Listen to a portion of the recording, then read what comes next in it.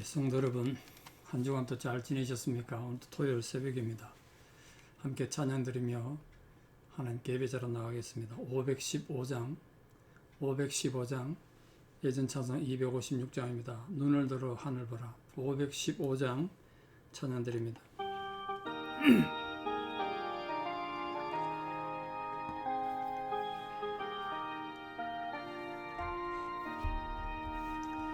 눈을 들어 하늘 보라.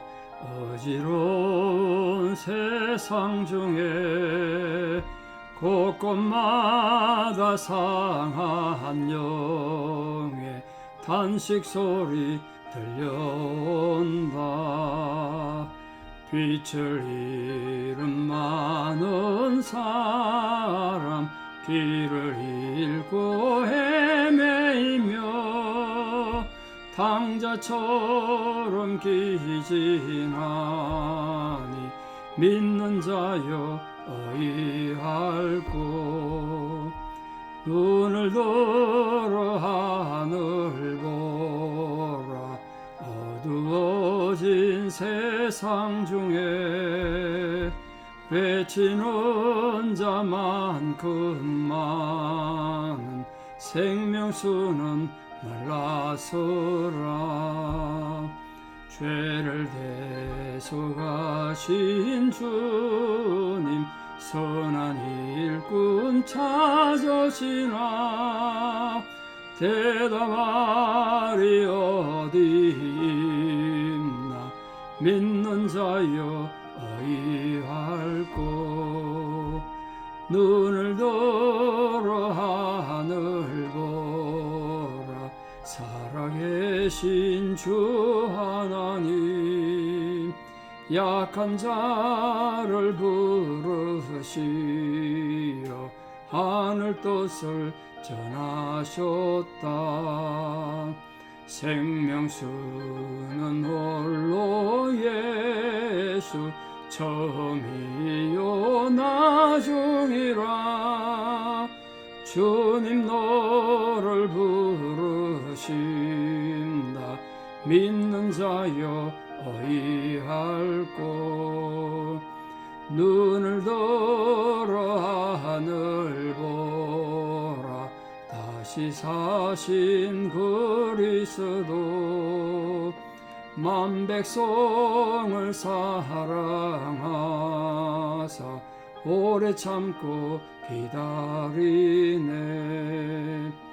인내하신 우리 구주 의의 심판하시는 날 곧 가까이 임하신대.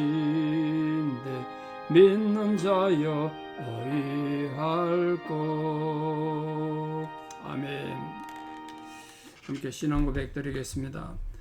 나는 전능하신 아버지 하나님 천지의 창조주를 믿습니다. 나는 그의 유일하신 아들 우리 주 예수 그리스도를 믿습니다. 그는 성령으로 잉태되어 동정녀 마리아에게서 나시고 본디오 빌라도에게 고난을 받아 십자가에 못 박혀 죽으시고 장사된 지 사흘 만에 죽은 자 가운데서 다시 살아나셨으며 하늘에 오르시어 전능하신 아버지 하나님 우편에 앉아 계시다가 거기로부터 살아있는 자와 죽은 자를 심판하러 오십니다. 나는 성령을 믿으며 거룩한 공교회와 성도의 교제와 죄를 용서받는 것과 몸의 부활과 영생을 믿습니다. 아멘.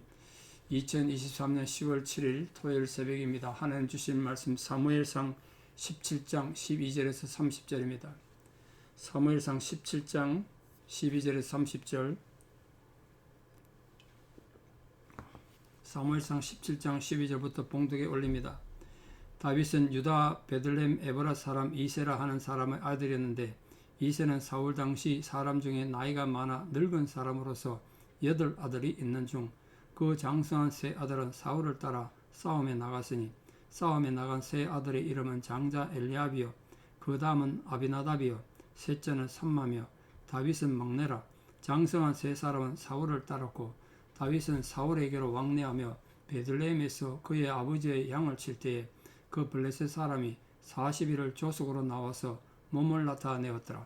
이새가 그의 아들 다윗에게 이르되 지금 네 형들을 위하여 이 볶은 곡식 한 에바와 이 떡 10덩이를 가지고 진영으로 속히 가서 네 형들에게 주고 이 치즈 10덩이를 가져다가 그들의 천부장에게 주고 내 형들의 안부를 살피고 정표를 가져오라.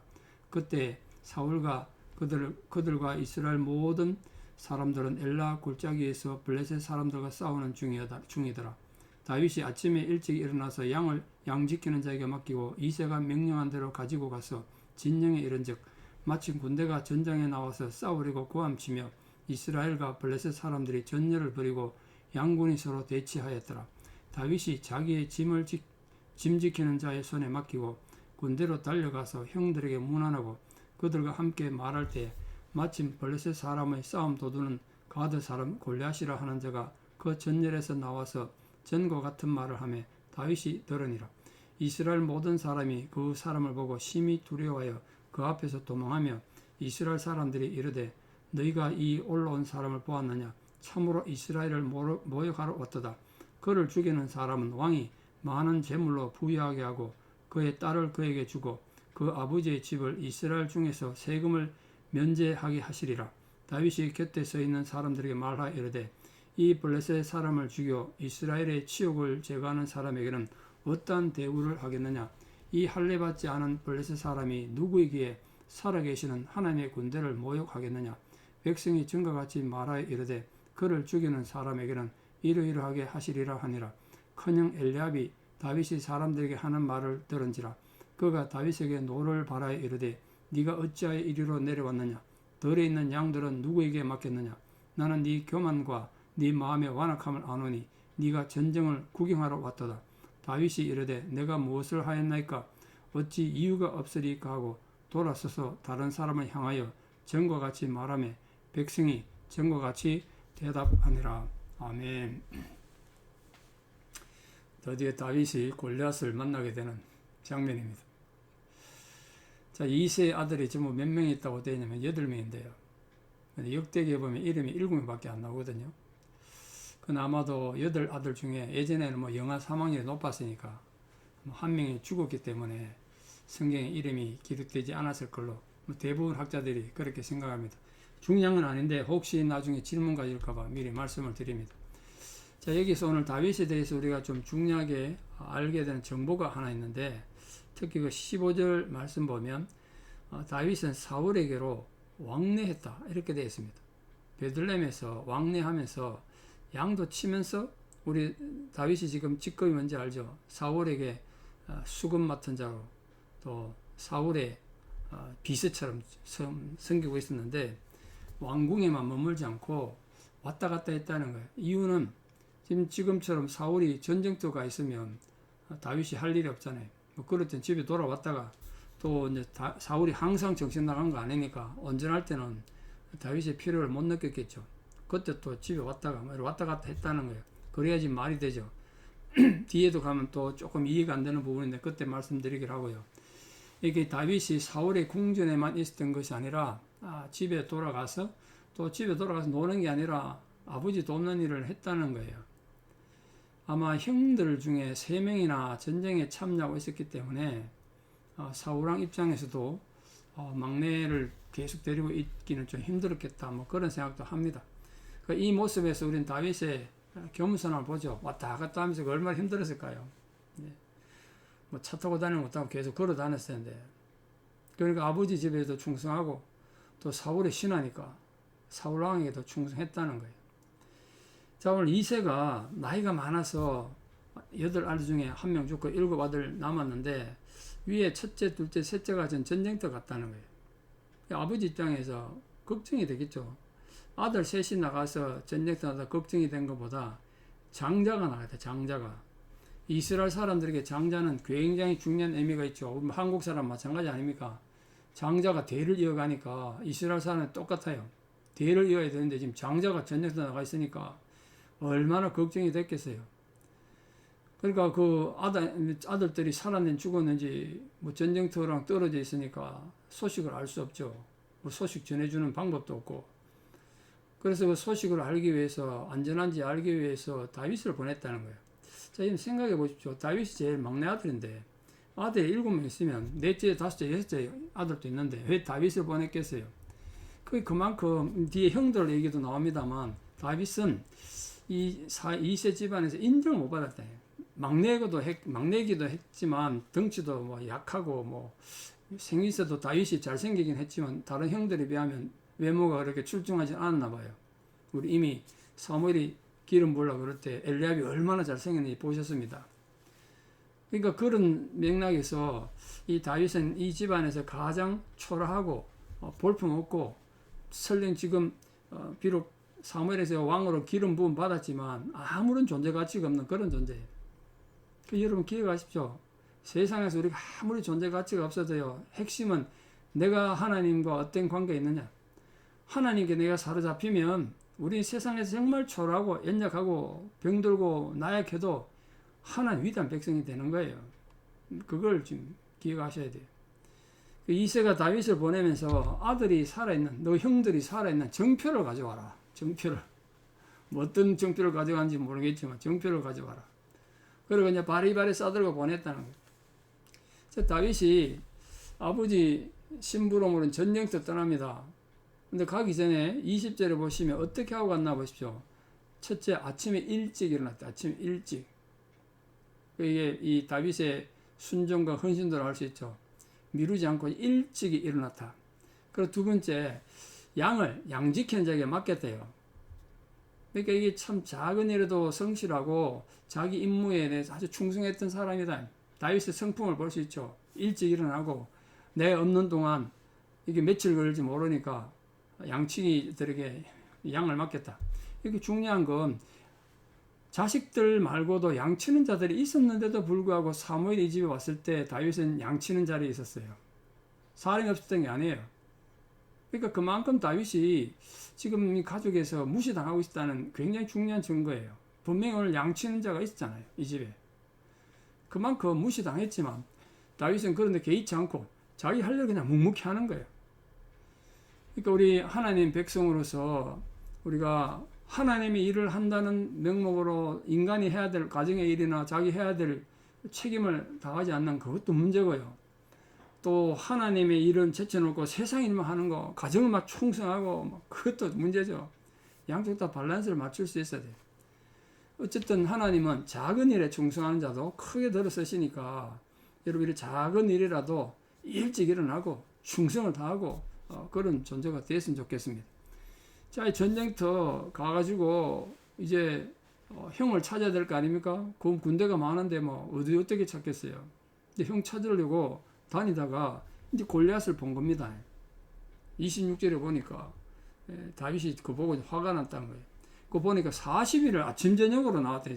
골리앗이 40일을 조석으로 하루 이틀도 아니고 지금 이게 지금 이스라엘 사기가 얼마나 떨어졌겠어요. 아침 저녁으로 나와서 골리앗은 소리 지르고 비웃는데 아무도 나가서 지금 대꾸를 못해.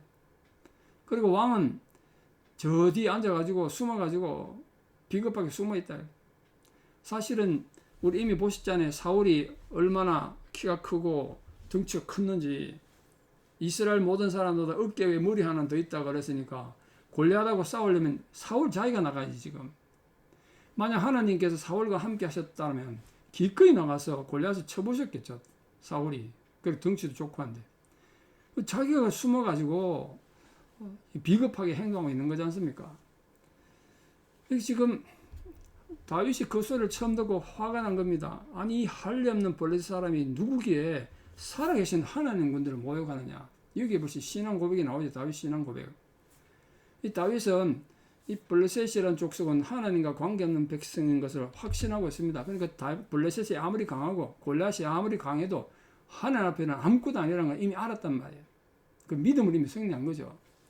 이 블레셋의 신은 생명 우상이지만 여호와는 살아계신 하나님. 그걸 확신했단 말이에요. 그러니까 하나님의 살아계심을 확신하는 모든 성도들은 아무리 상황이 힘들고 어렵고 실망스러운 상태에 있더라도 용기와 소망을 잃지 않는다. 그걸 지금 다윗이 보여주는 겁니다. 왜? 신앙은 모든 불가능을 극복할 수 있는 힘이 되니까. 자, 이 사울은 적장 골리앗을 죽이려는 자에게 어떤 상급을 준다고 약속했습니까? 사실 자기가 나가서 골리앗을 대항해야 되는데 그거 못하니까 세 가지를 내걸었습니다. 많은 상급을 주겠다. 상급 많이 준다. 두 번째, 왕의 딸을 줘서 왕의 부마 삼겠다는 거 아닙니까? 그리고 그 본인뿐만 아니라 그 아버지 집안에 세금을 면해준다. 세금. 납세 의무를 면해준다. 국방과 뭐 여러 가지 의무를 면해주겠다는 거죠. 그러니까 이스라엘 중에 가장 훌륭한 체격을 가지고 있었던 사울이 하나님을 떠나지 않았다면 이 골리앗의 이 무함한 무도한 도전에 기꺼이 나가서 응했겠죠. 근데 마음에 하나님 떠라고 하니까 도전에 응할 수 없어요. 겁이 나는데 본인도. 자기 안에 그냥 두려움과 절망과 어둠이 가득 차 있는데 어떻게 나가 싸우겠어요. 그러니까 세 가지 조건만 내걸고 누구든지 나가서 싸워서 이겨라. 그렇게 말하고 있다는 거예요, 지금. 왕으로 참 비겁한 거죠. 그래요. 하나님의 영이 떠나고 하나님의 은혜가 떠나면요, 성도는 두려워하게 되고 비겁해져요. 그런 걸 수없이 봤습니다. 그러므로 사랑하는 성도님들은 절대로 하나님이 여러분 마음에 사르지 않도록, 주의 영이 여러분 심령에 사르지 않도록 자기 영성을 잘 관리하시고, 어떤 어려움, 어떤 절망이 만나더라도 어제 말씀드린 것처럼 어떤 골리앗 같은 존재가 나타나더라도 당당히 나 싸워 이길 수 있도록 하나님 편에 사십시오. 하나님 편에. 하나님이 나의 편이 되시도록. 왜? 하나님이 살아계신 하나님이니까. 그 살아계신 하나님을 통해서 용기를 얻고 힘을 얻는 거 아니겠습니까? 자, 이 다윗이 사람들에게 물은 거예요. 지금 이 다윗 얘기를 잘못 읽으면 다윗도 무슨 다른 목적이 있어서 블레셋과 싸웠는가 이런 생각하기 쉽겠습니다만, 중요한 핵심은 이거예요. 이 할례받지 않은 블레셋 사람이 누구이기에 살아계신 하나님 군대를 모욕하느냐. 그럼 이게 지금 전쟁하고 있는데 양쪽이 그냥 쭉 서가지고 싸우지도 않고 상대편 블레셋은 골리앗이 나서 막 소리치는데 이스라엘 군대는 아무도 나서지 못하니까 다윗이 물은 거예요. 아니, 이런 상황이면 누가 나가서 좀 대응을 해야 되는데 왜 아무도 안 하고 있습니까? 왕이 어떤 상급이나 어떤 조건을 내놓지 않았습니까? 왜 아무도 안 나갑니까? 그런 뜻으로 물은 거예요. 이제 이 얘기를 형 엘리압이 들은 겁니다. 그러니까 엘리압이 다윗을 나무라 하면서 다윗을 얼마나 무시하고 있나 보세요. 다윗을 오해한 거예요. 아버지 이새도 마찬가지고. 이렇게 말했습니다. 28절에 큰형 엘리압이 다윗이 사람들이 하는 말을 들은지라 그가 다윗에게 노를 바라며 이르되 너 이거 왜 왔냐 이거야. 전쟁 때 왜 왔냐. 양 때는 어떻게 하고 왔냐. 그럼 다윗이 양 때를 팽개치고 그냥 왔겠어요. 이미 다윗이 양 때를 다 처리하고 맡겨놓고 왔는데 그걸 몰랐다. 또 나는 네 교만하면 안 돼요. 교만하면. 네가 이렇게 골리앗을 네 입에 골리앗을 언급할 정도가 되냐. 왜 이런 말 했겠습니까? 큰형 엘리압이 보기에도 다윗은 골리앗의 상대가 절대로 안 된다는 아니까 감히 너 같은 주제에 골리앗을 입에 올리냐. 비웃은 거예요. 무시했단 말이에요. 다윗은 그만큼 외모가 초라했던 것 같아요. 형 같은 친형인 엘리압이 봐도 너 같은 게 감히 어떻게 골리앗의 상대가 된다고 거기에 까불고 있냐 이런 뜻을 지금 나무랬다. 그래서 교만하다. 네 교만함 말고 네 마음에 완악함을 안다 이런 말을. 다윗의 신앙 고백을 교만으로 보고 완악하게 봤습니다. 이유가 뭐죠? 엘리압에게는 하나님 마음이 없으니까. 우리 이미 보셨죠? 하나님 그를 버렸대요. 엘리압을 버렸대. 그러니까 다윗이 바라본 믿음의 눈으로 엘리압도 골리앗을 못 본 겁니다. 근데 두려워하고 있었던 게 엘리압도. 자기가 지금 안 그래 겁이 나 죽겠는데 자기가 너무 두렵고 겁이 나는데 옆에서 큰 소리 치면 더 겁이 난다고요. 짜증 나는 거죠. 자기가 지금 겁이 나 죽겠는데 좀 조용하면 좋겠는데 옆에서 다윗이 떠드니까 화가 난 거예요. 그때 다윗이 이렇게 말합니다. 내가 무엇을 하였나이까 어찌 이유가 없겠습니까? 뭔 뜻입니까? 내가 이 골리앗을 향해 화나는데 왜 이유가 없냐 말이야. 분명한 이유가 있다. 우리 살아계시는 하나님을 화나게 하는데 하나님을 무시하고 하나님 백성을 욕되게 하는데 어떻게 내가 가만히 있을 수 있냐. 어떻게 하나님 살아가는데 어떻게 가만히 있을 수 있겠습니까? 그렇게 지금 오히려 나는 형님 이해가 안 된다는 거야. 왜 형님 내게 화를 냈습니까? 내가 형님 화나게 한 게 뭐였습니까? 우리 하나님 살아계신 하나님 이름이 이렇게 욕되게 되는데 어떻게 하나님 믿는 백성이 가만히 있을 수 있냐? 의분을 나타내. 의분을. 그걸 지금 당당히 외친 겁니다.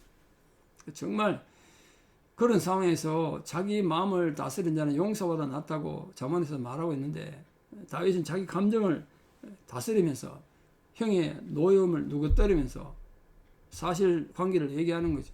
오늘 말씀의 결론을 맺겠습니다. 인생 살다 보면 고난 없고 위기가 없는 삶이 어디 있겠습니까? 여러분 삶이 항상 잔잔한 호수처럼 모든 것이 아름답고 기쁘고 즐겁고 이렇게만 살아오셨습니까? 절대로 그런 사람은 없습니다. 사실이 그렇게만 되면 사람 정신병 걸립니다.